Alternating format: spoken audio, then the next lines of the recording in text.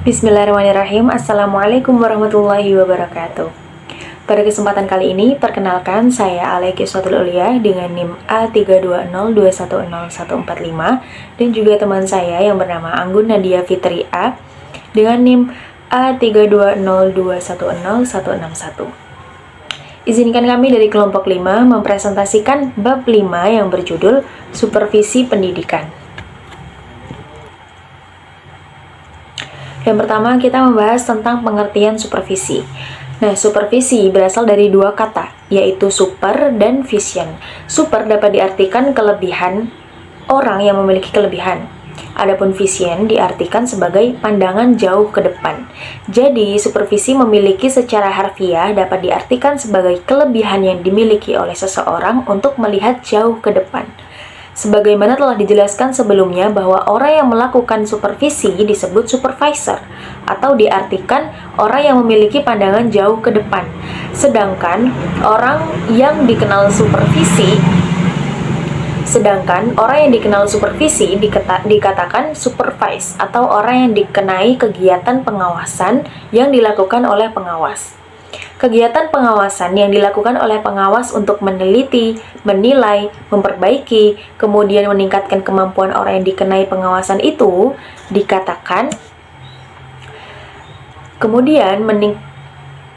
kegiatan pengawasan yang dilakukan oleh pengawas untuk meneliti, menilai, memperbaiki, kemudian meningkatkan kemampuan orang yang dikenai pengawasan itu, hal itu dikatakan sebagai kegiatan supervisi atau kegiatan pengawasan.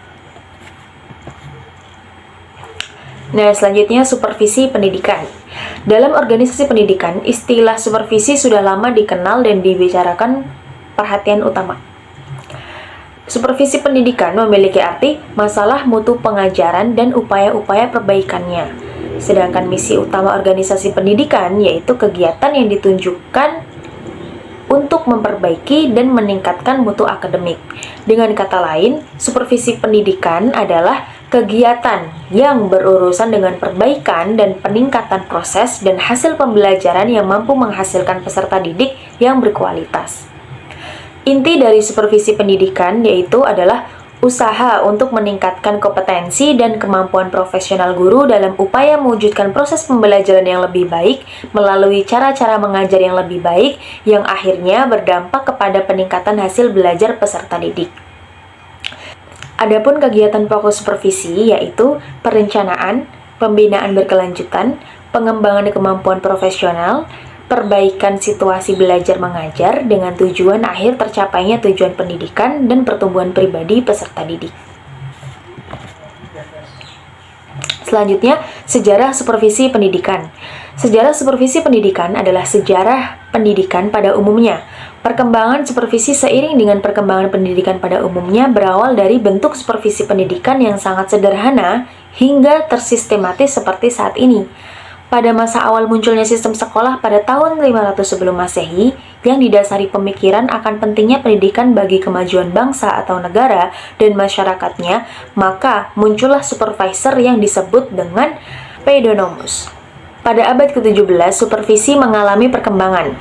Pada awalnya, banyak orang menolak kehadiran supervisor dikarenakan sekolah-sekolah tidak menginginkan adanya campur tangan pihak luar dalam mengurus sekolah. Mereka takut apabila otoritasnya berkurang. Nah, pada abad ke-18, supervisi mengalami perkembangan berbeda dari sebelumnya, yaitu anggota badan pendidikan yang diangkat karena kemampuan kependidikan dan metode-metode mengajarnya. Pada waktu-waktu tertentu, mereka datang berkunjung ke sekolah. Pada waktu-waktu tertentu, mereka datang untuk mengunjungi suatu sekolah. Oleh karena itu, pada masa ini muncul istilah inspektur. Abad ke-19, kedudukan supervise sudah mulai meningkat. Secara resmi, supervise disebut dengan supervisor sekolah. Mereka adalah para pegawai kantor, pengawas pendidikan baik tingkat pusat maupun distrik-distrik. Abad ke-20. Di abad ke-20 ini memiliki pengaruh abad industri di mana timbulnya supervisi birokratis. Supervisi terarah kepada tujuan-tujuan spesifikasi. Ada 4 fungsi supervisi, yakni fungsi penelitian, fungsi penilaian, fungsi perbaikan, dan juga fungsi peningkatan. Yang pertama, fungsi penilaian. Supervisi sebagai fungsi penelitian dimaksudkan untuk memperoleh gambaran yang jelas dan objektif tentang situasi pendidikan. Fungsi penilaian. Fungsi penilaian dimaksudkan untuk memperoleh baik atau buruknya sesuatu, oleh karena itu kebaikan yang sudah dicapai diupayakan untuk terus diperbaiki dan kekurangan yang masih tampak diberikan perlakuan yang proporsional sehingga tidak terulang lagi.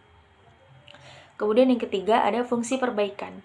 Fungsi perbaikan dimaksudkan untuk memperbaiki hal-hal yang kurang dengan cara mengidentifikasi aspek-aspek negatif, yaitu kekurangan, kelemahan, atau kemandekan, mengklasifikasi aspek-aspek negatif, dan kemudian dilakukan perbaikan-perbaikan. Yang keempat, fungsi peningkatan. Upaya perbaikan merupakan proses yang berkesinambungan yang dilakukan terus-menerus supervisi pendidikan untuk menjunjung praktik Continuous Quality Improvement atau CQI. Dalam proses ini, diusahakan agar kondisi yang telah memuaskan itu supaya dipertahankan, bahkan ditingkatkan lagi. Selanjutnya adalah peranan supervisor. Supervisor di sini sebagai seorang peneliti. Supervisor dituntut untuk mengenal dan memahami masalah-masalah pengajaran. Karena itu, ia perlu mengidentifikasi masalah-masalah pengajaran dan mempelajari faktor-faktor atau sebab-sebab yang mempengaruhinya. Supervisor sebagai konsultan. Supervisor sebagai konsultan ini hendaknya dapat membantu guru untuk melakukan cara-cara yang lebih baik dalam mengelola proses pembelajaran. Oleh sebab itu, para pengawas hendaknya selalu mengikuti perkembangan masalah-masalah dan juga gagasan-gagasan pendidikan dan pengajaran mutakhir. Yang ketiga, supervisor sebagai fasilitator. Supervisor harus mengusahakan sumber profesional guru seperti buku, alat pembelajaran lain yang dapat dengan mudah didapatkan sehingga dapat meningkatkan kualitas dan juga mutu pembelajaran. Supervisor sebagai fasilitator dimaksudkan agar guru yang dapat dengan mudah melaksanakan tugas keprofesionalitasnya. Yang keempat, supervisor sebagai motivator. Supervisor hendaknya membangkitkan dan memotivasi guru-guru untuk terus berprestasi.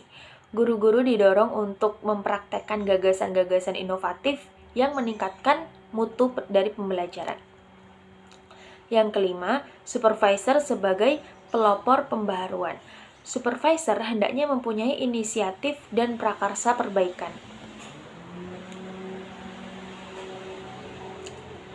Supervisor hendaknya mendorong guru untuk selalu melakukan pembaruan-pembaruan pengetahuan dan metode pembelajaran, sehingga dapat meningkatkan profesionalisme dan mutu guru. Model supervisi pendidikan. Yang pertama, supervisi konvensional. Supervisi konvensional atau tradisional adalah model supervisi pada masa awal, yaitu pada masa model kepemimpinan otoriter feodal, di mana para pemimpin memiliki superpower, instruktif, dan cenderung mencari-cari kesalahan. Nah, hal ini mempengaruhi terhadap model supervisi pendidikan, di mana seseorang supervisor itu mencari-cari kesalahan. Indikator bahwa kegiatan supervise termasuk dalam model supervisi konvensional diantaranya A. Bersifat instruktif atau seseorang supervisor ini berperilaku sebagai orang yang paling benar dan guru-guru dipandang sebagai objek yang salah sehingga guru kurang memiliki rasa aman dan nyaman. B. Hal-hal yang disupervisi merupakan kehendak atau berasal dari supervisor. C. Supervisi yang dilakukan bersifat umum dan luas sehingga tidak spesifik. C. Supervisi yang dilakukan bersifat umum dan luas sehingga tidak spesifik. D. Suasana supervisi sangat menegangkan. Kadang para guru menganggap supervisor adalah momok bagi mereka. E. Instrumen yang digunakan untuk observasi disusun atas dasar dari wewenang supervisor. F. Kurang adanya feedback atau hasil supervisi. Yang kedua, supervisi ilmiah.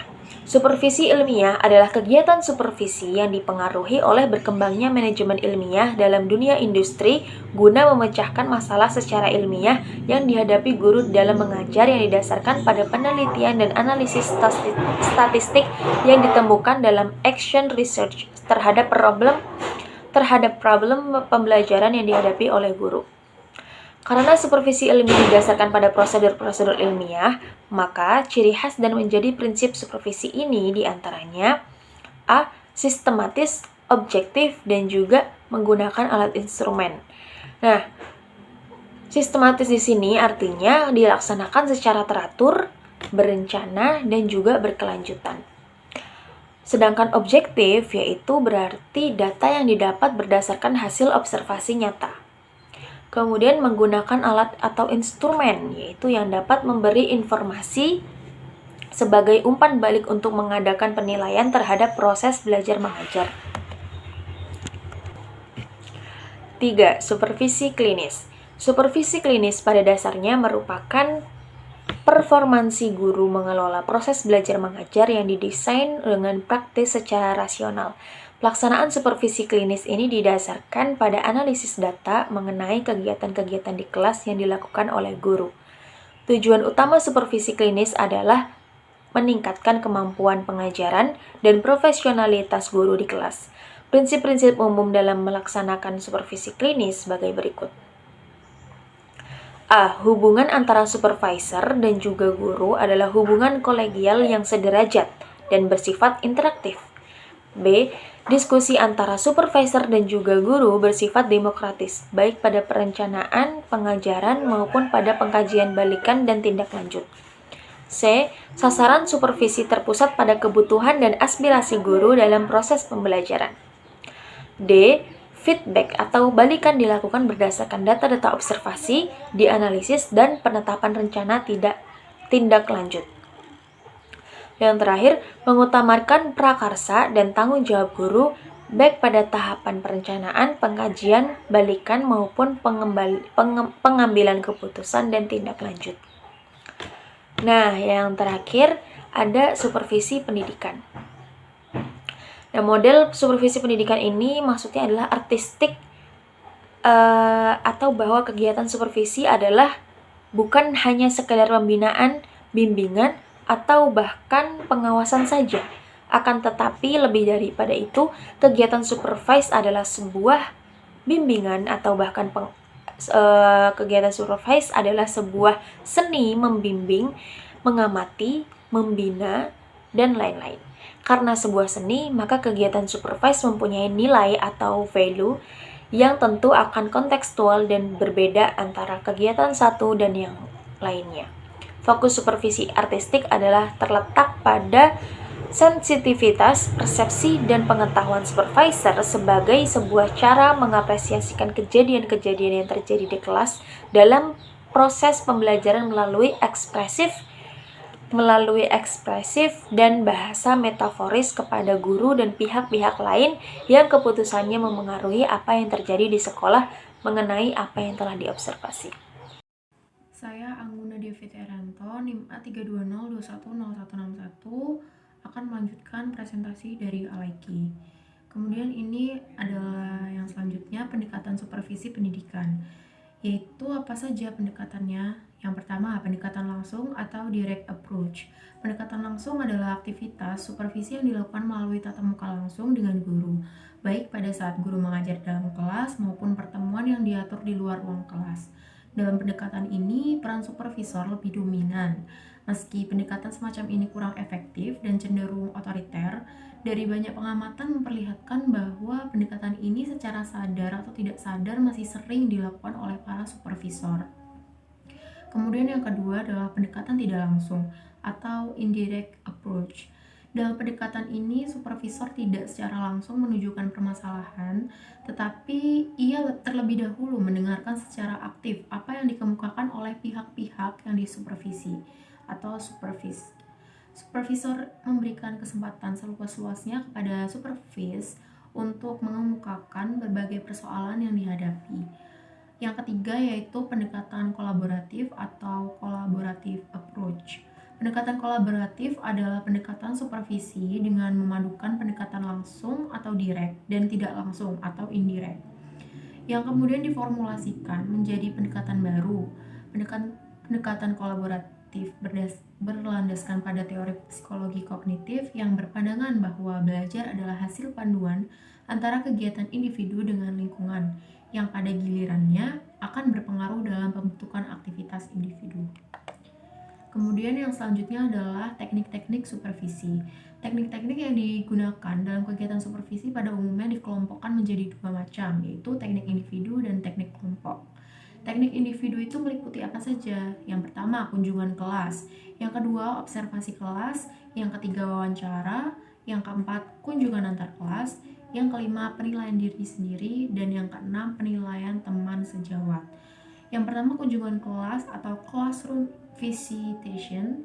Teknik ini dimaksudkan untuk melihat langsung proses pembelajaran yang dilakukan oleh guru.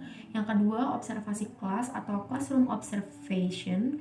Sebagaimana sebuah observasi, teknik ini dilakukan untuk mencermati situasi kejadian atau hal-hal lain yang sedang berlangsung di dalam kelas, baik ketika proses pembelajaran atau tidak.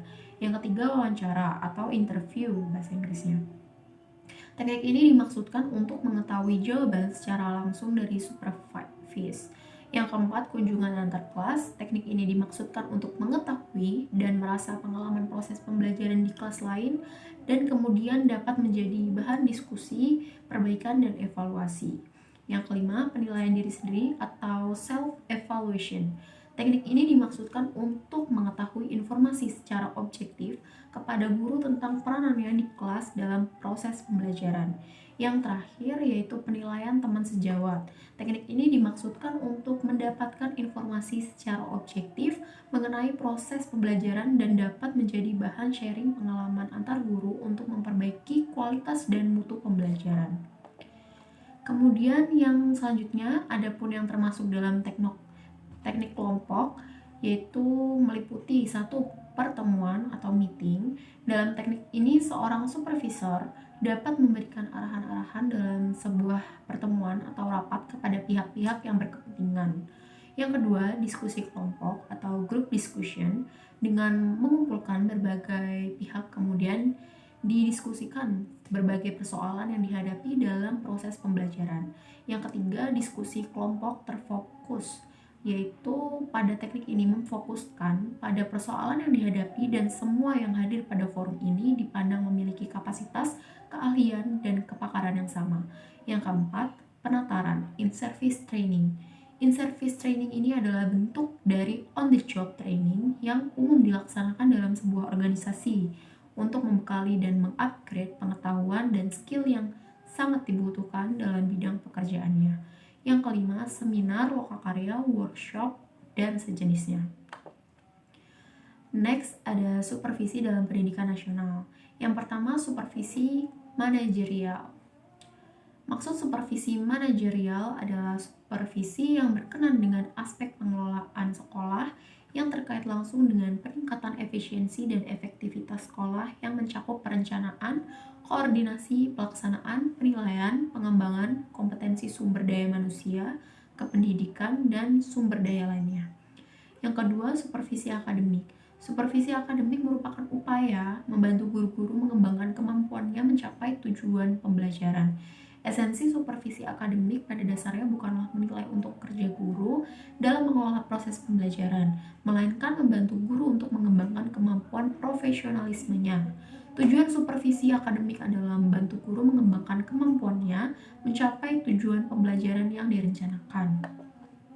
Yang ketiga, prinsip-prinsip supervisi akademik itu apa aja? Yang pertama, praktis, sistematif, objektif, realistis, antisipatif, konstruktif, kooperatif, kekeluargaan, aktif, humanis dan harmonis, demokratis, berkesinambungan, terpadu, komprehensif. Yang keempat, langkah-langkah supervisi pendidikan. Yang pertama adalah perencanaan. Perencanaan program supervisi didasari oleh berbagai informasi yang diperoleh atas dasar identifikasi dan analisis hasil pengawasan pada tahun sebelumnya. Konsep perencanaan program supervisi akademik adalah penyusunan dokumen perencanaan, pemantauan serangkaian kegiatan membantu guru mengembangkan kemampuannya mengelola proses pembelajaran untuk mencapai tujuan pembelajaran. Yang kedua, pelaksanaan. Pelaksanaan adalah upaya merealisasikan apa yang telah direncanakan. Dalam pelaksanaan supervisi ini, seorang supervisor mempertimbangkan metode, pendekatan, dan teknik supervisi yang dilaksanakan. Selain itu, prinsip-prinsip supervisi seperti objektif, demokratif, humanis, berkesinambungan, dan lain-lain menjadi hal yang penting dalam menjalankan proses supervisi. Kemudian selanjutnya adalah evaluasi. Maksud evaluasi di sini adalah serangkaian proses untuk menentukan kualitas dari sebuah aktivitas berdasarkan pertimbangan dan kriteria tertentu dalam rangka mengambil suatu keputusan. Yang selanjutnya adalah tindak lanjut. Tindak lanjut tersebut berupa penguatan dan penghargaan diberikan kepada guru yang telah memenuhi standar. Teguran yang bersifat mendidik diberikan kepada guru yang belum memenuhi standar dan guru diberi kesempatan untuk mengikuti pelatihan atau penataran lebih lanjut. Tindak lanjut dari hasil analisis merupakan pemanfaatan hasil supervisi. Selanjutnya adalah pelaporan. Dalam konteks supervisi pendidikan, pelaporan di sini dimaksudkan untuk memberikan informasi hasil dari kegiatan supervisi yang telah dilakukan baik secara lisan maupun tertulis dalam bentuk naratif maupun grafik atau tabel untuk kemudian menjadi dokumen hasil supervisi. Laporan supervisi hendaknya singkat, padat, penuh data-data, mudah dibaca dan dianalisis, menampilkan berbagai segi positif dan negatif kegiatan untuk keperluan perbaikan dan pengembangan lanjut. Kemudian standar supervisi sekolah atau madrasah. Yang pertama, standar kualifikasi supervisi. Kualifikasi pengawas TK atau RA dan SD atau MI adalah sebagai berikut. Yang pertama, berpendidikan minimum sarjana atau S1 atau diploma 4 atau D4 pendidikan. Yang kedua, 1. Guru TK atau RA bersifat mendidik sebagai guru TK atau RA dengan pengalaman kerja minimum 8 tahun di TK atau RA. Atau kepala sekolah TK atau RA pengalaman kerja minimum 4 tahun untuk menjadi pengawas TK atau RA. Yang kedua, guru SD atau MI bersertifikat pendidik sebagai guru SD atau MI dengan pengalaman kerja minimum 8 tahun di SD atau MI, atau kepala sekolah SD atau MI dengan pengalaman kerja minimum 4 tahun untuk menjadi pengawas SD atau MI. Kemudian selanjutnya memiliki pangkat minimum penata, golongan ruang 3C, kemudian berusia setinggi-tingginya 50 tahun sejak diangkat sebagai pengawas satuan pendidikan, selanjutnya memenuhi kompetensi sebagai pengawas satuan pendidikan yang dapat diperoleh melalui uji kompetensi dan atau pendidikan dan pelatihan fungsional pengawas pada lembaga yang ditetapkan pemerintah. Selanjutnya lulus seleksi pengawas satuan pendidikan. Kemudian kualifikasi pengawas SMP atau MTS, SMA atau MA, dan SMK atau MAK adalah sebagai berikut. Yang pertama, memiliki pendidikan minimum magister atau S2 kependidikan dengan berbasis sarjana atau S1 dalam rumpun mata pelajaran yang relevan pada perguruan tinggi terakreditasi. Yang kedua, 1. Guru SMP atau MTS bersertifikat mendidik sebagai guru SMP atau MTS dengan pengalaman kerja minimum 8 tahun dalam rumpun mata pelajaran relevan seperti di SMP atau MS, atau kepala sekolah SMP atau MS dengan pengalaman minimum 4 tahun untuk menjadi pengawas SMP atau MTS sesuai dengan rumpun mata pelajarannya. Kemudian guru SMA atau MA bersertifikat pendidik sebagai guru dengan pengalaman kerja minimum 8 tahun dalam rumpun mata pelajaran yang relevan di SMA atau MA, atau kepala sekolah SMA atau MA dengan pengalaman kerja minimum 4 tahun untuk menjadi pengawas SMA atau MA sesuai dengan rumpun mata pelajarannya. Kemudian guru SMK atau MAK bersertifikat pendidik sebagai guru SMK atau MAK dengan pengalaman kerja minimum 8 tahun dalam rumpun mata pelajaran yang relevan di SMK atau MAK, atau kepala sekolah SMK atau MAK dengan pengalaman kerja minimum 4 tahun untuk menjadi pengawas SMK atau MAK sesuai dengan rumpun mata pelajarannya. Kemudian memiliki pangkat minimum penata golongan ruang 3C, kemudian berusia setinggi-tingginya 50 tahun sejak diangkat sebagai pengawas satuan pendidikan, kemudian memenuhi kompetensi sebagai pengawas satuan pendidikan yang dapat diperoleh melalui uji kompetensi dan atau pendidikan dan pelatihan fungsional pengawas pada lembaga yang ditetapkan pemerintah, dan lulus seleksi pengawas satuan pendidikan. Kemudian standar kompetensi supervisi. Standar kompetensi supervisi terdiri dari 6 kompetensi, yaitu kompetensi kepribadian, kompetensi manajerial supervisi, kompetensi akademik supervisi, kompetensi evaluasi pendidikan, kompetensi penelitian pengembangan, dan kompetensi sosial. Dan itu tadi adalah presentasi dari kami kelompok 5. Apabila terdapat salah kata atau salah dalam berucap, mohon dimaafkan. Sekian dari kami, kurang lebihnya mohon maaf. Wabillahi taufiq wal hidayah. Wassalamualaikum warahmatullahi wabarakatuh.